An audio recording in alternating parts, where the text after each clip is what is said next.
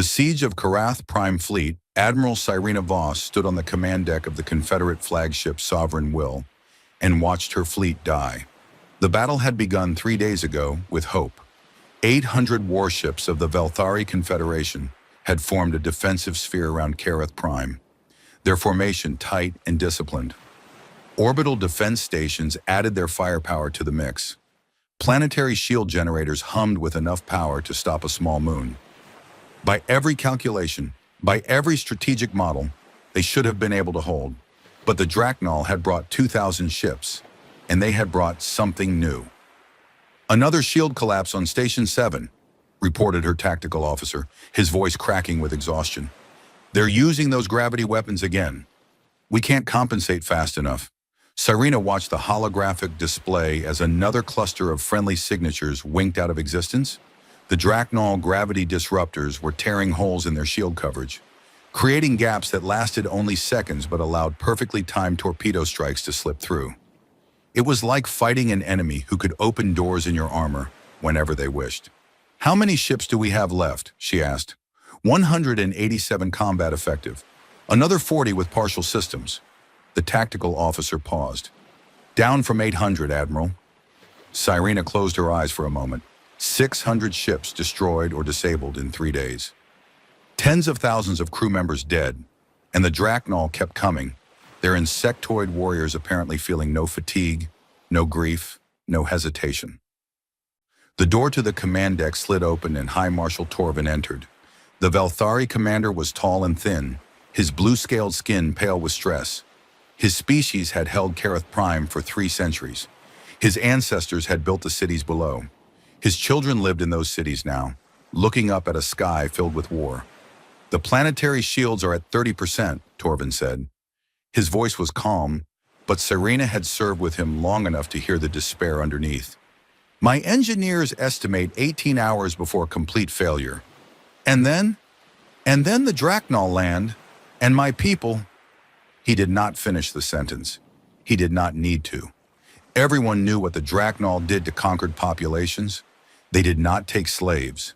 They did not negotiate surrender. They simply eliminated any species they considered inferior, which was all of them. Cyrena turned to her communications officer.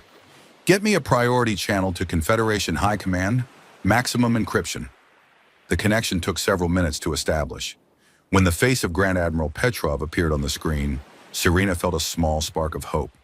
Petrov was a legend, a commander who had won battles against impossible odds.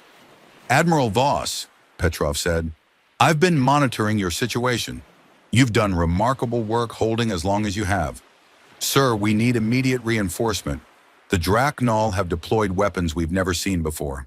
Our defensive calculations were based on outdated intelligence." Petrov's expression tightened. "I know, and I wish I had better news." He paused, and in that pause, Cyrena felt her hope begin to die. "The nearest major fleet is 6 days away at maximum speed. We're repositioning as fast as we can, but the hegemony chose their timing well. Our forces are scattered across the sector, responding to smaller attacks." 6 days, Cyrena repeated. "We have 18 hours. "I know." Petrov looked older than she had ever seen him. "I'm sorry, Cyrena. Hold as long as you can. Make them pay for every kilometer. But prepare evacuation protocols for essential personnel." The channel closed. Cyrena stood in silence, feeling the weight of command pressing down on her shoulders. Essential personnel. That meant abandoning billions of civilians to die, while a few thousand fled to safety. "There must be something else we can do," she said, though she did not know who she was speaking to. Perhaps herself, perhaps whatever gods might be listening. High Marshal Torvin stepped closer to her. His voice was quiet, meant only for her ears. "There is one option we have not considered." Cyrena looked at him. "I'm listening. There is a species whose ships could reach us in time, a species whose military power could change this battle." Torvin's scales rippled, a sign of deep discomfort among his people. "But no one has asked them for military aid in over a century. No one has wanted to." Cyrena felt a chill run down her spine. She knew exactly who he meant. Everyone in the galaxy knew, even if they rarely spoke of it directly. "The humans," she said. Torvin nodded. "The humans." The command deck had gone quiet. Every officer had stopped their work, listening. Cyrena saw fear on their faces, but also a desperate hope. "They're neutral in most conflicts," Cyrena said. "They trade with everyone, fight for no one. Why would they help us?" "Because we will ask," Torvin said simply, "and because the humans have strange ideas about what wars are worth fighting. They ignore conflicts over territory, over resources, over political power. But the Draknol," he gestured toward the viewport where distant explosions still flickered. "The Draknol commit genocide. The humans have opinions about genocide." Cyrena thought about what she knew of humanity. They had joined galactic civilization barely 2 centuries ago, a young species from an unremarkable planet in an unfashionable corner of the galaxy. They had been dismissed at first as primitive, aggressive, short-lived creatures with no special abilities. Then came the Kreth War. She had been a young officer when news of that conflict reached her homeworld. The Kreth Dominion had ruled 60 species through terror and brutality. They had attacked a human colony, killing 12,000 civilians, expecting the young species to submit like all the others. The humans had not submitted. What followed was not a war in any conventional sense. It was an execution. The humans dismantled the Kreth Dominion in 18 months. Not defeated, not conquered, dismantled. When it was over, Kreth civilization had effectively ceased to exist. Their military was destroyed, their government collapsed, their homeworld was... No one quite knew what had happened to their homeworld. The humans did not discuss it. And then, strangest of all, the humans had helped the 60 subjugated species establish their own governments. They had provided aid, shared technology, rebuilt what the Kreth had destroyed. And then they had withdrawn, asking for nothing in return except that no one attack them again. The galaxy had learned 2 lessons from that war. First, humans did not start conflicts, but they finished them absolutely. Second, their mercy afterward was somehow more terrifying than their wrath, because it proved the destruction had not been passion. It had been policy. Even if they respond, Cyrena said slowly, they might not arrive in time. Human ships are faster than ours, Torvin replied. Their technology is different, more advanced than they usually admit. He looked at her with eyes that held centuries of Velthari pride, now bent by desperation. Admiral, I am asking you to call them. I am asking you to save my people, even if it means owing a debt to the most dangerous species in the galaxy. Cyrena looked at the holographic display. Another Confederate ship had just been destroyed, its crew of 300 dying in the cold vacuum of space. In 18 hours, billions more would join them. She turned to her communications officer. Open a channel on the emergency frequency, widest possible broadcast, human military encryption. Admiral? The officer looked uncertain. What should I say? Cyrena thought for a moment. Then she began to speak, and her words went out into the darkness of space. This is Fleet Admiral Cyrena Voss of the Velthari Confederation, requesting immediate military assistance. Kareth Prime is under attack by the Draknol hegemony. Our defenses are failing. Civilian population numbers in the billions. The Draknol do not take prisoners. She paused. We are asking for help from anyone who will answer, from anyone who cares about what happens next. She nodded, and the officer ended the transmission. Now we wait, she said. Outside the viewport, the battle continued. Ships died. People screamed their last breaths into uncaring void. The Draknol armada moved closer, patient and relentless, confident that victory was only a matter of time. And somewhere in the vast darkness of space, the message traveled outward at the speed of light, carrying a desperate plea to the one species that everyone feared. Cyrena did not know if the humans would answer. She did not know if they could arrive in time. She did not know what price they might demand for their help. But she knew one thing with absolute certainty. If the humans did come, the Draknol would learn why the galaxy had spent a century being very, very careful not to make humanity angry. She hoped it would be enough. The reputation. The response came faster than anyone expected. Admiral Voss had been preparing for another wave of Draknol attacks when her communications officer suddenly sat upright, his face showing an expression she could not quite read.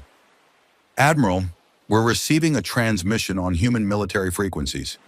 It's close, very close. How close? Voss asked.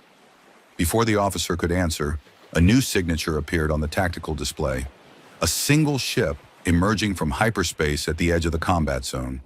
It was smaller than a Draknol battleship, larger than a Confederate frigate. Its hull was dark gray, almost black, with clean angular lines that seemed designed more for efficiency than intimidation. "This is Captain Marcus Cole of the United Nations Ship Temperance," came a voice over the communication channel. The speaker sounded calm, almost casual, as if he were announcing his arrival at a social gathering rather than a desperate battlefield. "We received your distress call, Admiral Voss. We were conducting a routine patrol in the neighboring system. Happy to offer assistance." Voss stared at the display. One ship. They had received one ship.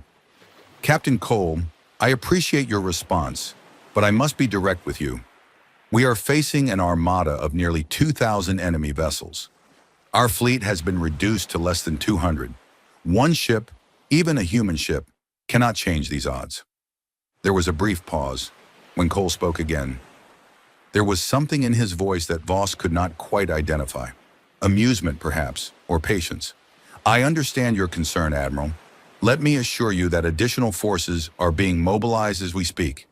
In the meantime, the Temperance will do what it can to improve your situation. With your permission, I'd like to open communications with the Draknol commander." Voss exchanged glances with High Marshal Torvin, who had remained on the command deck since his earlier suggestion. The Velthari commander gave a small nod. "Permission granted, Captain, though I doubt the Draknol will be interested in negotiation." "We'll see," Cole said simply, switching to open broadcast. Far across the battlefield on the command deck of the Draknol flagship Eternal Conquest, Supreme Commander Kethrax was savoring his imminent victory when an officer interrupted his thoughts. "Supreme Commander, we are detecting a new vessel, unknown configuration. It's broadcasting on open frequencies." Kethrax turned his attention to the display. His compound eyes studied the small ship that had appeared behind the enemy lines. Compared to his massive battleships, it looked almost fragile. "A single ship," he said. "The Confederation must be truly desperate if they're calling in favors from minor species." "Supreme Commander," said another officer, this one older, his carapace marked with the scars of many campaigns. "That ship configuration matches human military design." The command deck went quiet. Kethrax noticed that several of his officers had stopped moving entirely. "Human?" He considered this for a moment. "What are humans doing in this sector?" Before anyone could answer, the human ship began broadcasting. "This is Captain Marcus Cole of the United Nations Ship Temperance to the commander of the Draknol fleet. I am here to inform you that Kareth Prime is now under human protection. You have 1 hour to begin withdrawing your forces from this system. If you fail to comply, you will face the consequences of your decision. This is not a threat. This is a statement of fact. Temperance out." Kethrax stared at the display in disbelief. Then he began to laugh, a harsh clicking sound that echoed through the command deck. "One ship," he said. "One ship gives me an ultimatum. The humans have grown arrogant in their isolation." He turned to his tactical officer. "Send 50 ships to destroy that vessel. Make it spectacular. Let the Confederation see what happens to those who interfere with the hegemony." "Supreme Commander," the scarred officer spoke again, "I strongly advise against engaging human forces. Our intelligence files contain extensive documentation of the Kreth War. The tactical implications alone." "The Kreth were weak," Kethrax interrupted. "They had grown soft from centuries of easy conquest. We are not the Kreth. We are the Draknol. We have never been defeated." He gestured sharply. "Send the ships, now." The order was obeyed. 50 Draknol warships broke formation and accelerated toward the lone human vessel. In the tactical center of Eternal Conquest, Senior Intelligence Officer Vextar watched the deployment with growing unease. Unlike Kethrax, he had studied the humans extensively. Unlike Kethrax, he understood what they were facing. He pulled up the classified files on his personal display. The Kreth War documentation was extensive, compiled from survivors, refugees, and intercepted communications. Most of it had been suppressed by High Command, deemed too disturbing for general distribution. The humans had not just defeated the Kreth, they had systematically dismantled everything the Kreth had built. Their military response had been precise, patient, and utterly without mercy. They had tracked down every Kreth fleet, every military installation, every weapons factory. They had done it in 18 months, a campaign that should have taken decades. And then, when it was over, they had shown mercy to everyone except the Kreth themselves. They had helped the conquered species rebuild. They had provided food, medicine, technology. They had asked for nothing in return. Vextar found that mercy more terrifying than any weapon. It proved that the humans were not acting from emotion. They were not angry, not vengeful, not driven by passion. They had simply decided that the Kreth needed to be removed from existence, and they had done so with the same efficiency that a surgeon might remove a tumor. The galaxy had spent a century being very careful not to give the humans a reason to make similar decisions about anyone else.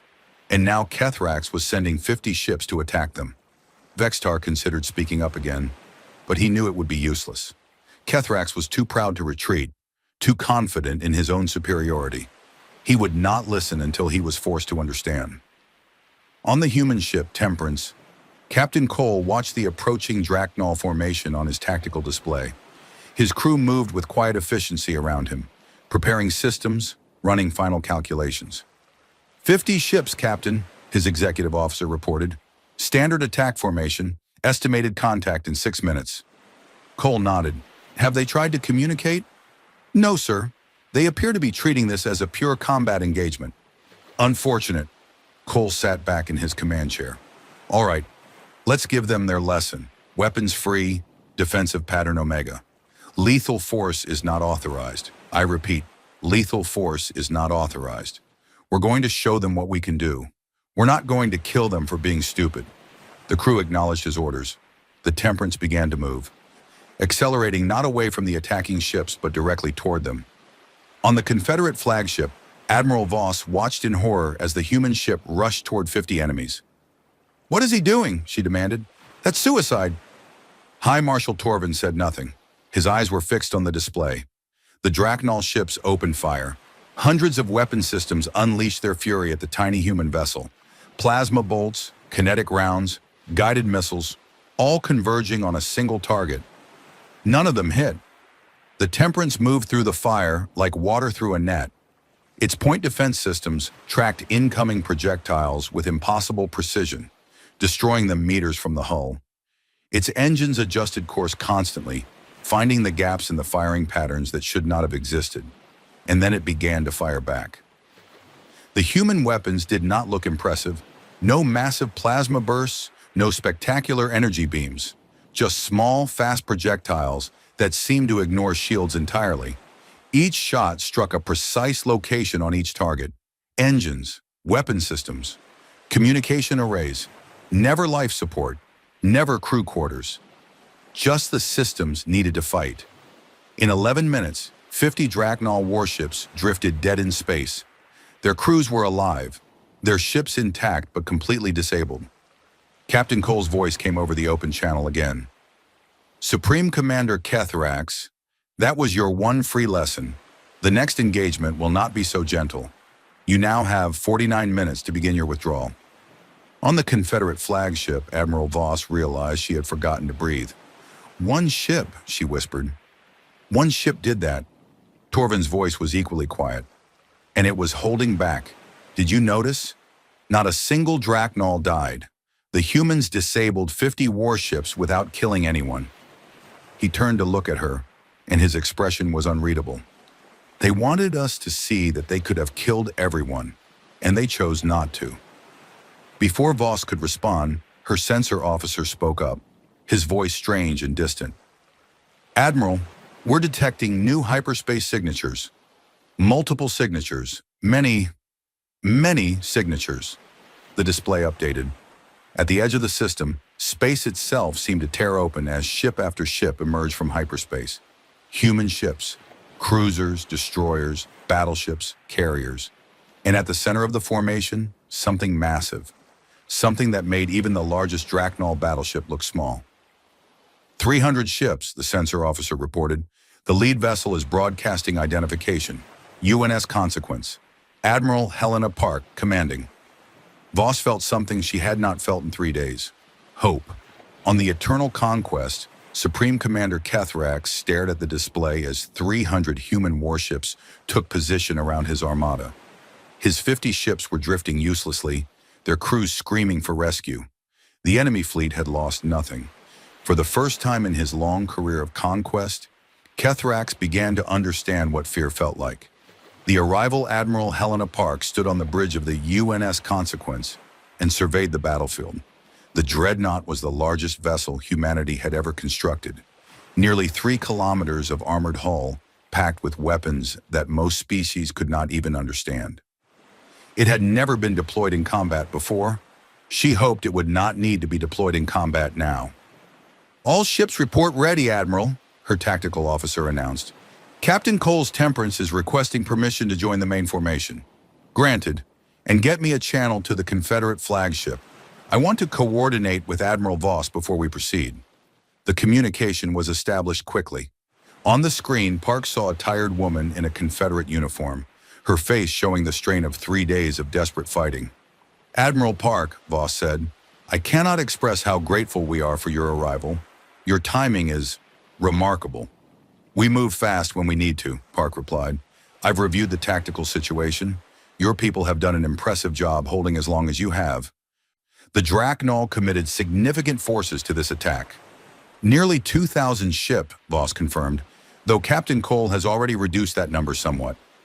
Park allowed herself a small smile. "Marcus does enjoy making an entrance." She turned serious again. "Admiral, I need you to understand something.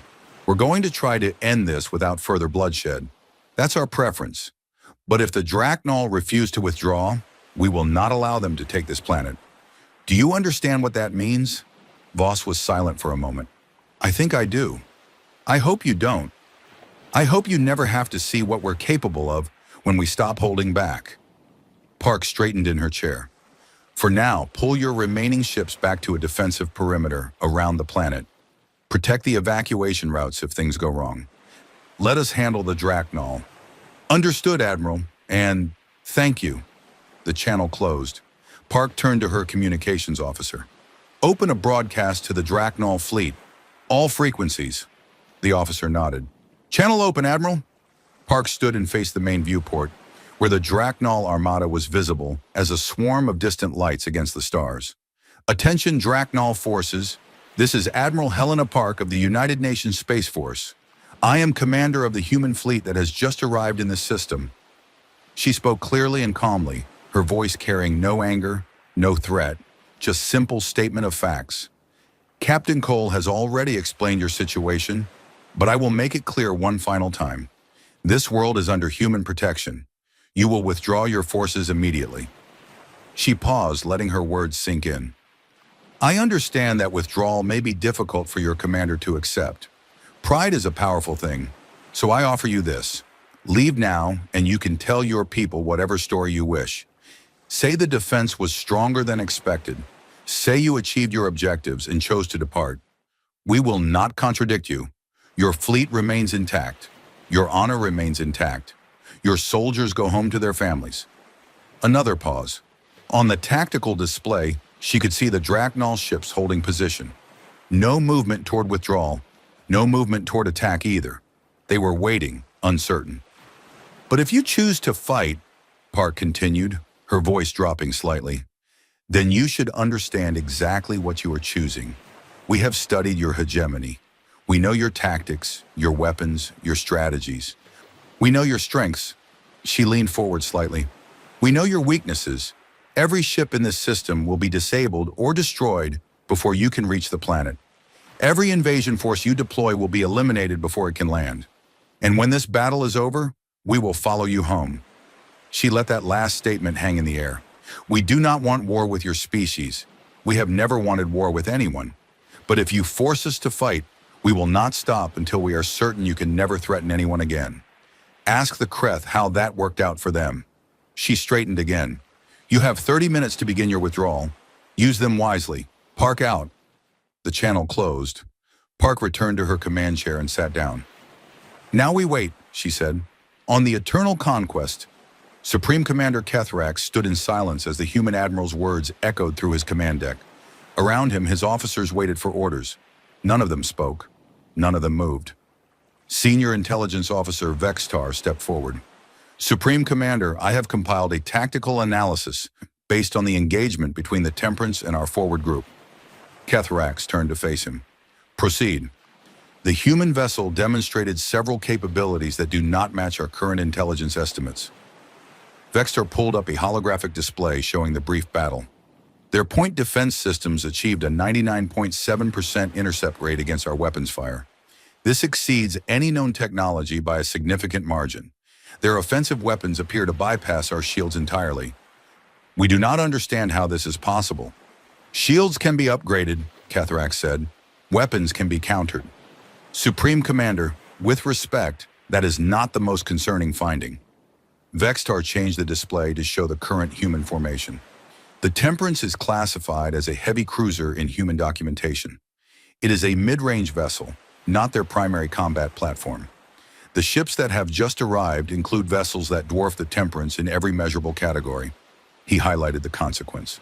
That dreadnought alone has more weapons capacity than our entire fleet combined, according to our estimates. And our estimates may be conservative. Kethrax stared at the display. His compound eyes moved over the human formation, counting ships, analyzing positions. They sent 300 ships to defend a world that is not theirs, he said slowly, against an enemy they have no formal alliance with.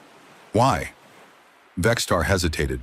Our psychological profiles of humans suggest they respond strongly to what they call moral imperatives. Actions they consider unjust trigger a disproportionate response. The Kreth attacked a human colony and killed civilians. The humans destroyed the entire Kreth civilization.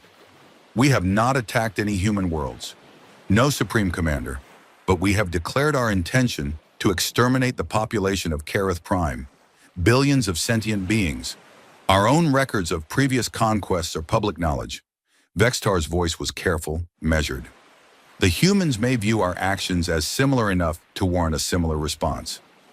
From across the command deck, another voice spoke. It was old, rasping, coming from a communications officer who rarely said anything at all. I survived the Kreth War. Every officer turned to look at him. The old Draknal stepped forward, his carapace marked with ancient scars, his movements slow and careful. I was young then, a junior officer on a patrol ship. We were stationed far from the fighting, but we heard the reports. His compound eyes were distant, focused on memories from decades past. The humans did not fight like any species we had ever encountered. They did not seek glory. They did not take trophies. They did not make speeches or demands. They simply appeared, destroyed everything military, and moved on to the next target. He paused, his breathing labored. But the worst part was not the destruction. The worst part was what came after. When it was over, when the Kreth were nothing but scattered refugees, the humans helped everyone the Kreth had conquered. They gave food to species that had been starving. They shared medicine with species that had been dying. They rebuilt worlds that had been devastated. The old officer looked directly at Kethrax. They showed mercy to everyone except the Kreth, and that mercy was more terrifying than their weapons, because it proved they were not monsters. They were not driven by rage or hatred. They had simply decided that the Kreth needed to be removed, and they removed them. Carefully, deliberately, completely. He took a shaky breath. If we fight them today, they will decide the same thing about us. Silence filled the command deck. Kethrax stood motionless for a long moment. His entire career had been built on never retreating, never showing weakness. The hegemony respected strength above all else. If he withdrew now, his rivals would smell blood. His position would be weakened. His legacy would be tarnished. But if he fought, there might not be a hegemony left to have a position in. 20 minutes remaining on their deadline, Vextar said quietly. Kethrax looked at the display again. 300 human ships, the massive dreadnought at their center, and somewhere in that formation, the small cruiser that had disabled 50 of his warships without killing anyone. Without killing anyone. The humans could have destroyed those ships, could have killed thousands of his soldiers. Instead, they had precisely disabled each vessel, leaving the crews alive. It was a message, a demonstration, a warning. This is what we can do when we're being gentle. Open a channel to the human flagship, Kethrak said finally. His voice was flat, emotionless. Tell Admiral Park that the hegemony accepts her terms. We will begin withdrawal immediately. Around him, his officers released breaths they had not realized they were holding. The war was over before it truly began. But on the UNS Consequence, Admiral Park did not relax. She had dealt with pride before. She had dealt with commanders who changed their minds, who sought revenge, who could not accept defeat. Maintain battle readiness, she ordered. Until the last Draknal ship leaves this system, we assume nothing. She was wise to be cautious, because on the Eternal Conquest, Kethrax was already making different calculations. Withdrawal today did not mean surrender forever. He would retreat, yes. He would save his fleet. But he would also remember this humiliation, and he would find a way to make the humans pay for it. Somehow. The choice for 3 hours, it seemed like peace would hold. The Draknal fleet began its withdrawal in orderly formation. Ships moved toward the system's edge, preparing for hyperspace jumps. On the Confederate flagship, Admiral Voss allowed herself a moment of relief. On the UNS Consequence, Admiral Park maintained her vigilance but permitted herself to hope. Then everything changed. Supreme Commander Kethrak stood alone in his private quarters aboard the Eternal Conquest, staring at the wall. His mind churned with humiliation and rage. 3 centuries of Draknal expansion, and he would be remembered as the commander who retreated from a single human fleet without firing a shot. His communication device chimed. He answered it and found himself looking at a face he had not expected. Grand Marshal Vethnar, supreme military commander of the entire hegemony, speaking from the capital world. Kethrax, the Grand Marshal said, I have been monitoring your situation. Grand Marshal, Kethrax straightened. I was about to file my report. The tactical situation. I know the tactical situation. I also know what you're thinking. The Grand Marshal's compound eyes glittered. You're thinking about your legacy, your career, your pride. Kethrax said nothing. What if I told you there was another way? The Grand Marshal leaned forward. The humans are confident, perhaps too confident. They believe their reputation alone will protect them, that no species would dare challenge them directly. They have 300 warships in system. We saw what one of their cruisers did to 50 of our ships. One cruiser against 50 ships that were attacking blindly, using standard tactics against a superior opponent. The Grand Marshal's voice grew intense. We have studied the Kreth War, Kethrax. We know how the humans fight. They are precise. They are methodical. They are also predictable. They follow rules. They try to minimize casualties. They hold back their true power until they believe it is necessary. Kethrax felt something cold settle in his stomach. What are you suggesting? I'm suggesting that the humans don't expect you to attack. They think you're defeated. They think you're retreating. They've already begun to relax their formation. The Grand Marshal pulled up a tactical display. If you strike now with everything you have, you could destroy a significant portion of their fleet before they respond. Yes, you would lose ships, perhaps many ships, but you would prove that humans can be hurt. You would prove they are not invincible. And if we fail, then you die as a hero of the hegemony. But you won't fail entirely. Even if you can't win, you can bleed them. You can make them pay a price. The Grand Marshal's voice dropped. The galaxy is watching, Kethrax. Every species is wondering if the humans can truly be challenged. If you show them that humans can be hurt, that they can be made to suffer, you change everything. Kethrax stared at the display. Part of him knew this was madness. Part of him remembered the old officer's story, the terror of the Kreth War, the methodical destruction of an entire civilization. But another part of him, the part that had conquered worlds and crushed rebellions and never once retreated, that part whispered that the Grand Marshal was right. The humans were arrogant. They expected compliance. They were not prepared for defiance. Do it, the Grand Marshal said. Strike now. Make history. Kethrax closed his eyes. When he opened them, his decision was made. All ships, halt withdrawal, he ordered over the fleet channel. Prepare for immediate attack. Target the human dreadnought. All weapons, full power. We strike together. On the UNS Consequence, Admiral Park was reviewing after-action reports when alarms began screaming across her bridge. "Admiral, the Draknol fleet has reversed course. They're coming back. Fast." Park was on her feet instantly. "Battle stations, all ships to defensive formation." "Admiral, they're not just attacking." Her tactical officer's voice was tight with disbelief. "They're attacking us. All of them. Every ship in their fleet is converging on our position." Park watched the display as nearly 2,000 enemy ships turned and accelerated toward her fleet. It was insane. It was suicide. And it was happening. "They think they can overwhelm us with numbers," she said quietly. "They think if they hit us hard enough and fast enough, they can win through sheer aggression." "Can they?" Park's expression hardened. "No, but they can make us kill them."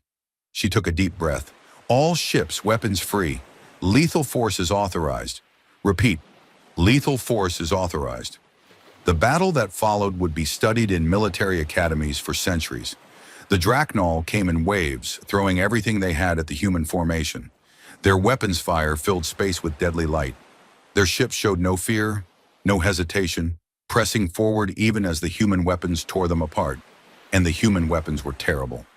On the Confederate flagship, Admiral Voss watched in horror and awe as the human fleet revealed its true capabilities. The restrained, precise strikes that had disabled 50 Draknol ships earlier were gone. In their place were weapons that cut through shields like paper, that shattered hulls with single shots, that turned massive warships into expanding clouds of debris. The consequence led the defense. Its weapon systems firing in coordinated patterns that created overlapping fields of destruction. Enemy ships that entered those fields simply ceased to exist. But even the smaller human vessels were devastating, each one accounting for dozens of Draknol casualties. Yet the Draknol kept coming. Kethrax watched from the eternal conquest as his fleet died around him. Ship after ship vanished from his display. Thousands of his soldiers were dying every minute, but the human fleet was not untouched. He could see it now. Human ships were taking damage. Some were even being destroyed, overwhelmed by the sheer volume of fire. "We're hurting them," he said, his voice rising with desperate hope. "We're actually hurting them." He was right. 6 human vessels had been destroyed. Another dozen were damaged. The Draknol were paying 100 lives for every human casualty, but they were proving that humans could bleed. On the consequence, Admiral Park saw the same numbers. 6 ships lost, 1,800 crew members dead. The price of the Draknol's desperation.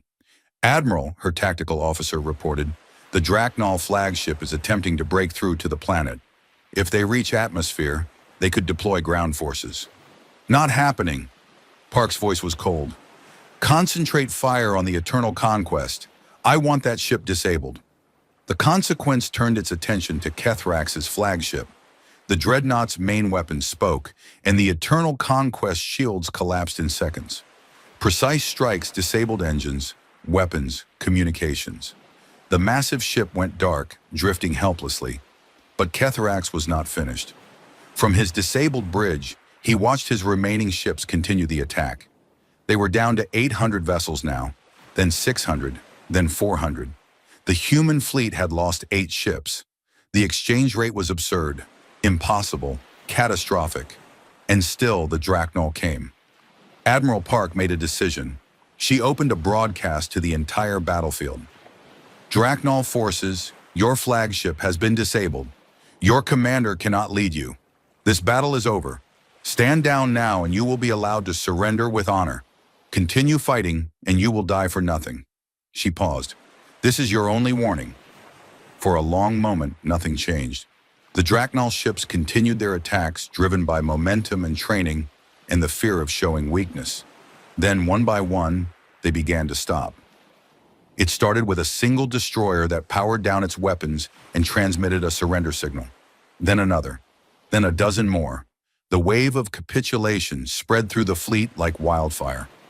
Crews who had watched their comrades die by the thousands decided they did not want to join them. Within 30 minutes, the battle was over. The surviving Draknol ships drifted in space, their weapons silent, their crews waiting for the mercy they were not sure would come. Admiral Park surveyed the battlefield. 1,800 Drachnol ships destroyed or disabled, nearly 200,000 enemy soldiers dead, and on her side, 8 ships lost, 600 crew members killed. The humans had won. The cost had been terrible, but they had won. "Begin rescue operations," she ordered. "I want every survivor recovered, every wounded treated, every dead honored." She looked at the drifting hulk of the Eternal Conquest. "And get me a channel to whatever passes for command on that flagship. Kethrax and I need to have a conversation." In the ruins of his command deck, Supreme Commander Kethrax heard the human admiral's voice asking to speak with him. He was wounded, his carapace cracked in several places. Most of his officers were dead, but he was alive, and he would have to explain to the galaxy why he had thrown away an entire fleet for nothing. He accepted the communication. Admiral Park's face appeared on his damaged display. "Supreme Commander," she said, "your crews will be rescued and repatriated. Your ships will be returned after demilitarization. You will leave this sector and not return." Her voice was flat, without emotion. "These are not terms for negotiation. This is what will happen." Kethrax stared at her. "Why?" he asked. "Why let us live? We attacked you. We killed your people." Park's expression did not change. "Because killing you accomplishes nothing. Because your crews were following orders from a commander who made a foolish choice. Because we are not the Drachnol." She leaned slightly forward. "And because I want you to go home and tell everyone what happened here. I want every species in the galaxy to know what we can do when we're forced to fight.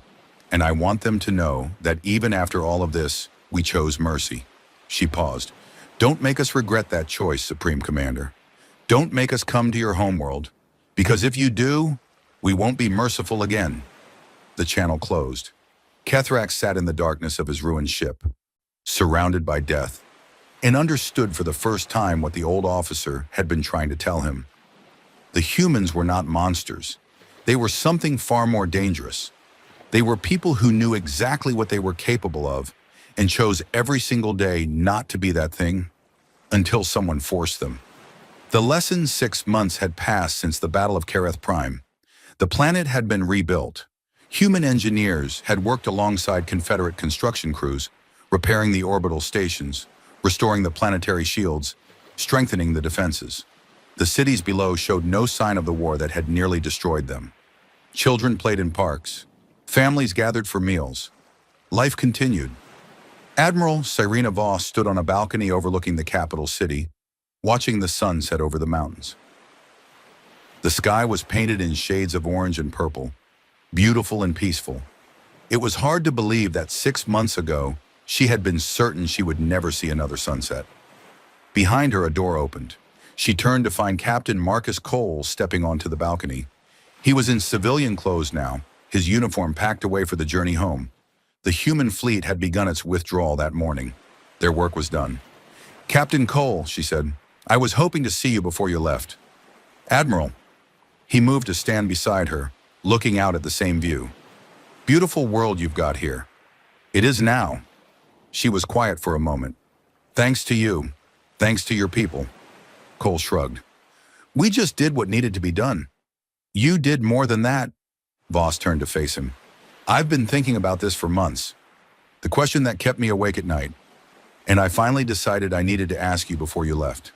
"What question?" "Why?" The word came out simply, carrying all the weight of everything she had witnessed. Why show mercy? Why let them live? You could have destroyed the Drachnol fleet completely. You could have pursued them home, done to them what you did to the Kreth.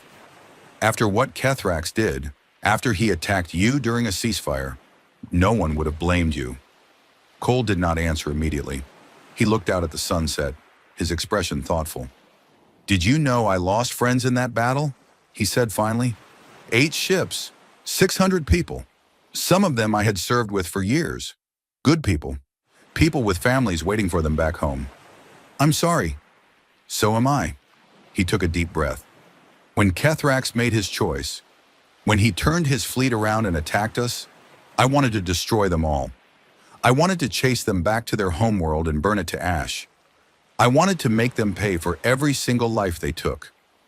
His voice was calm, matter of fact, as if he were discussing the weather. That calmness made his words more frightening than any rage would have been. "But we didn't do that," he continued. "Do you know why?" Voss shook her head. "Because we learned something about ourselves a long time ago. Something terrible." Cole turned to meet her eyes. "We learned that we are very, very good at destruction, better than we ever wanted to be. Back on our homeworld, before we ever reached the stars, we spent thousands of years perfecting the art of killing each other. We built weapons that could destroy cities in seconds. We developed strategies for genocide. We came within a hair of wiping ourselves out more than once." He paused, letting that sink in. "When we finally made it to the stars, we thought we had moved past all that. We thought we had grown up. And then we met the Kreth." Voss had heard stories of the Kreth War, but never from someone who had lived through it. She found herself listening intently. "The Kreth attacked one of our colonies. 12,000 civilians dead in a single day. And something activated in us. Something old and dark and terrible. All those instincts we thought we had buried came roaring back to the surface." Cole's voice grew quieter. "We destroyed them, not just their military, their entire civilization. We took them apart piece by piece over 18 months, and when it was over, there was almost nothing left." "They deserved it," Voss said. "After what they did." "Maybe," Cole cut her off gently. "Maybe they did. But that's not the point. The point is what it did to us. The point is that we looked at ourselves after it was over, and we didn't like what we saw." He turned back to the sunset. "We swore after that war that we would never become what we were capable of being. We would never let that darkness take control again. Every enemy we spare, every chance we give, is a choice, a reminder to ourselves that we're still human." Voss considered his words carefully. "But what if mercy fails? What if Kethrax comes back? What if the Drachnol decide to try again?" Cole smiled, but there was no warmth in it. For just a moment, Voss saw something ancient and cold behind his eyes. Something that reminded her of deep space and eternal darkness. "Then we stop being merciful," he said simply, "and everyone who ever wondered why the galaxy fears us will have their answer." The sun had nearly set now. The first stars were appearing in the darkening sky.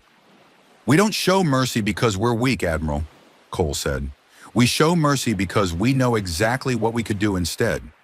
We hold ourselves back every single day, every single decision, because we have to. Because if we ever let go completely, there would be no one left to stop us." He extended his hand and Voss shook it. "Take care of your world, Admiral. I hope we never have to come back here under circumstances like these." "So do I, Captain." She held his hand a moment longer. "And thank you for everything." Cole nodded and walked away, disappearing into the building behind them. Voss stayed on the balcony for a long time, watching the stars come out. Somewhere up there, the human fleet was gathering for its departure. 300 ships that could have conquered the galaxy if their crews had wished it.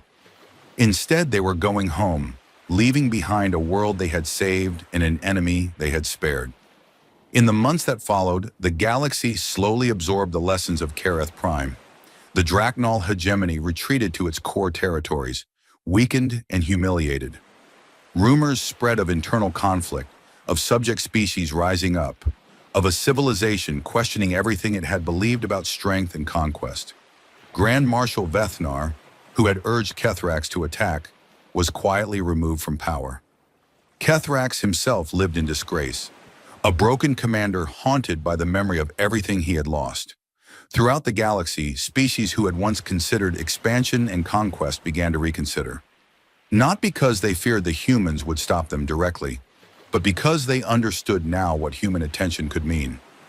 Better to build than to destroy. Better to trade than to conquer. Better to grow together than to grow alone.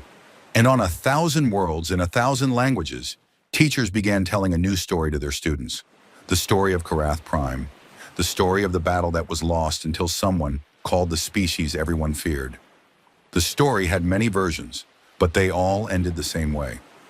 True power, the teachers said, is not the ability to destroy. Any fool with enough weapons can destroy. True power is the ability to destroy and choosing not to. True strength is looking at your enemy, knowing you could end them completely, and offering mercy instead.